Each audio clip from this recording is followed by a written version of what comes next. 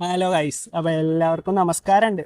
നമ്മുടെ രാജ്യത്തിന് വേണ്ടി വലിയൊരു കാൽച്ചുവട് എടുത്ത് വെച്ചിരിക്കുകയാണ് നമ്മുടെ DRDO. അതെ, അയൺ ഡോം താടി S-400 എന്നിങ്ങനെ ലോകത്തിലെ ഒരു മികച്ച പ്രതിരോധ സംവിധാനത്തിനും നമ്മുടെ ഈ മിസൈലിനെ തടുക്കാനാവില്ല. ഏതാണ് ആ മിസൈൽ?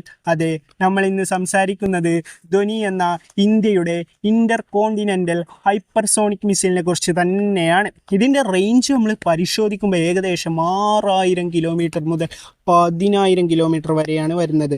അതായത് ഇനി നമ്മുടെ എല്ലാ ശത്രുക്കളും ഈ ധ്വനിക്ക് കീഴിൽ ആയിരിക്കും എന്നത് വാസ്തവം തന്നെയാണ്. ഇതോടെ നമ്മൾ മിസൈൽ ടെക്നോളജിയിൽ US-നെയും പിന്തള്ളി മുന്നോട്ട് പോയിരിക്കുകയാണ്. ഈ ലോകത്ത് ഏറ്റവും വലിയ മിസൈൽ ടെക്നോളജികളുടെ രാജ്യം അത് റഷ്യയും ഇന്ത്യയും തന്നെയാണ്.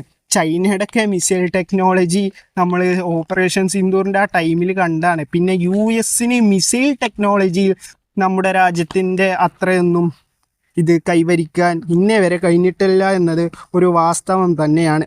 നമുക്ക് നമ്മുടെ രാജ്യത്തിൻ്റെ ആവനാഴിയിൽ ഉള്ള അസ്ത്രങ്ങളെ ഒന്ന് പരിചയപ്പെടാം. അതെ, നമുക്ക് അഗ്നിയാണ് ഇന്ത്യയുടെ ഏറ്റവും ശക്തമായ മിസൈലായിട്ടുള്ളത്.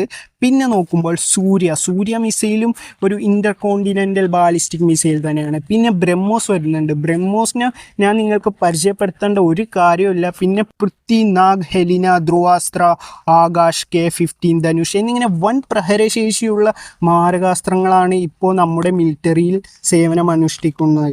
ഓരോ ദിവസം കൂടുന്നവരും നമ്മുടെ രാജ്യത്തിൻ്റെ ശക്തിയും വീര്യവും ടെക്നോളജികളും കൂടുന്നു എന്നത് വാസ്തവം തന്നെയാണ്.